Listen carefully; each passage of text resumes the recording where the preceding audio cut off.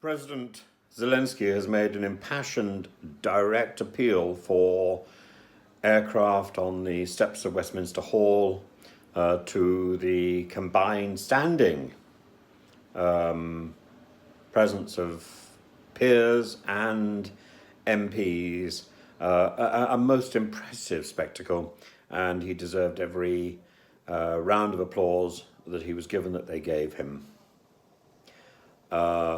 A tremendous performance from somebody who, of course, is a very inspiring leader and who owes so much, really, to his training as an actor. And those people, the trolls who point out that President Zelensky was formerly an actor, are living in some sort of cloud cuckoo land if they think that is a disadvantage. It is an advantage to know how to deliver a speech, to know how to command the stage, to know how to appeal in an emotive and straightforward and clear way, and that is exactly what Mr. Zelensky has done. It's a textbook, it's a masterclass in persuasion, a masterclass in statesmanship, and those people in the UK, those politicians who aspire to statesmanship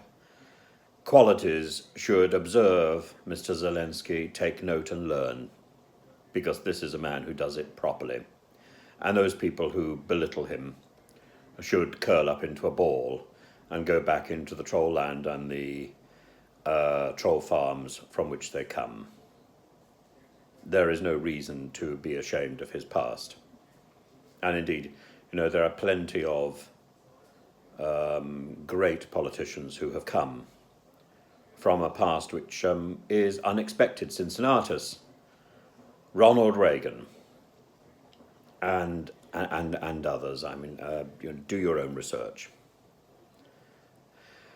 As for his request, I don't know whether that will be granted, at least with any speed. But I think the British government should bear in mind the reason that we went to war for against Hitler. The reason that was given for going to war was the invasion of Poland. And yet we allowed Poland to be taken over by the USSR. That's the broad, the sort of the macro statement. The micro statement is to think about the incredibly important role played by the Polish fighters during the Battle of Britain. I remember Radek Sikorski, the former foreign minister, the former defense minister of Poland, who took me into the Polish club once many, many years ago. And he pointed to the portrait of his grandfather behind the bar and said that man saved Britain, and he was quite right. Quite right. And we owe so much to the inspirational skill of the Polish Air Force, the Polish resistance, and Poland in general. We owe so much to them today. We owe our freedom to Poland as much as we owe it to the fortitude, the defiance, the determination of our parents, grandparents, who stood alone against the Nazi scourge. We also owe the Russians, particularly those who fought and stood against Hitler in Stalingrad. We owe them so much as well. We must not forget the role played by the Russians, again in their defiance of Hitler, but their defiance came late.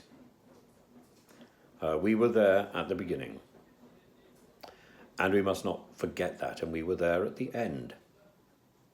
But I'm afraid the resolution that we allowed, though better than the resolution at the end of the First World War, allowed the creation and the growth of the USSR, and in turn the creation and growth of the tyrannous regime of President Putin. He can pull back. He is slipping into evil, But there is still an opportunity. There's still a hope. And, can we do more than put pressure on him? Yes, we can.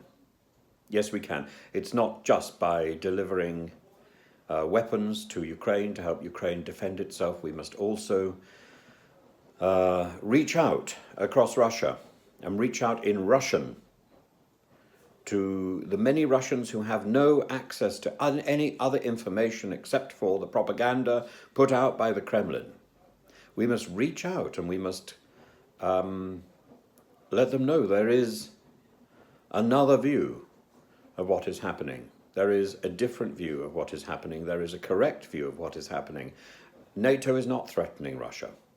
NATO is not invading Ukraine. Poland has not marched across the borders. These are lies put out by the Kremlin.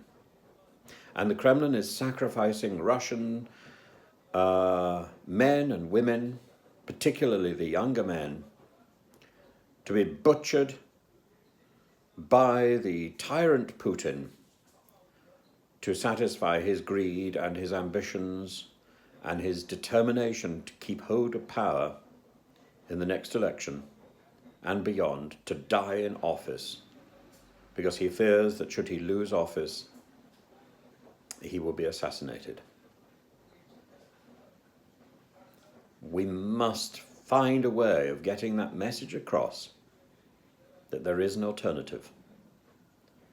There is a democratic alternative, and that Putin must be given the chance to retire as soon as possible, and that a better person should take control of the Kremlin, a person of peace, a person with a vision that can restore order across Russia, restore the dignity of the country, and stand among the world leaders, shoulder to shoulder.